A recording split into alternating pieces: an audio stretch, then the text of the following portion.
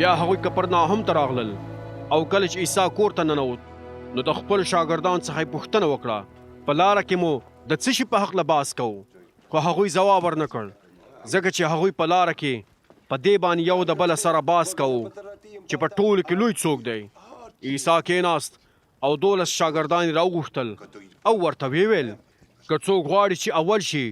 نو هغه د خپل ځان د ټولو نه وروسته کړي او د ټولو خدمتګار دي شي بیا هغه یو ماشوم راوست او د هغوی په منځ کې ودروو هغه یې په غېږ کې ونیو او هغوی ته وویل هر څوک چې زما په نوم داسې یو ماشوم قبول کړي نو هغه زه قبول کړی یم او هر څوک چې ما قبول کړي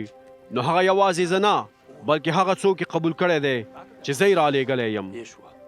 یوحنا عیسی ته وویل استاذه موږ یو سړی ولید چې ستا په نوم یې پیریان ویستل خو موږ هغه د دې کار څخه منې کړ ځکه چې هغه زموږ د ډلې څخه نه و خو عیسی ورته وویل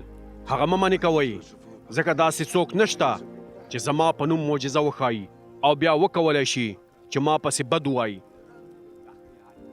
ځکه څوک چې زموږ په خلاف نه دی هغه زموږ سره دی په یقین سره تاسو ته دا وایم چې هر څوک چې تاسو ته په دې خاطر چې د مسیح پیروان یې یوه پیاله اوبه درکړي نو هغه به بې اجره پاتې نه شي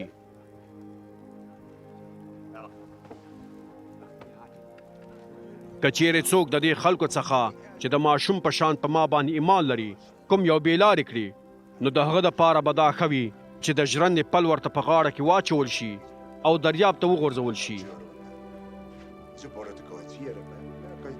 که چیرې ستا لاس ستا د ګناه سبب وګرځي نو هغه پرې کړه ځکه چې ستا دپاره به دا ښه وي چې د یو لاس سره تل پاتې ژوندون ته لاره پیدا کړې نه دا چې د 2 لاسونو سره دوزخ ته لاړ شي یعنی هغه اور ته چې هیڅکله نه مړ کیږي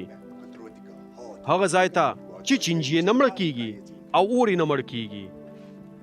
که چیرې ستا پښه ستا د ګناه سبب وګرځي نو هغه پرې کړه ځکه چې دا ښه ده چې د یوې پښې سره تل پاتې ژوندون ته لاره پیدا کړې نه دا چې دواړه پښې دې روغې وي او دوزخ ته واچول شي هغه ځای ته چې چینجي نه مړه کیږي او اور نه مړ کیږي او که چیرې ستا سترګه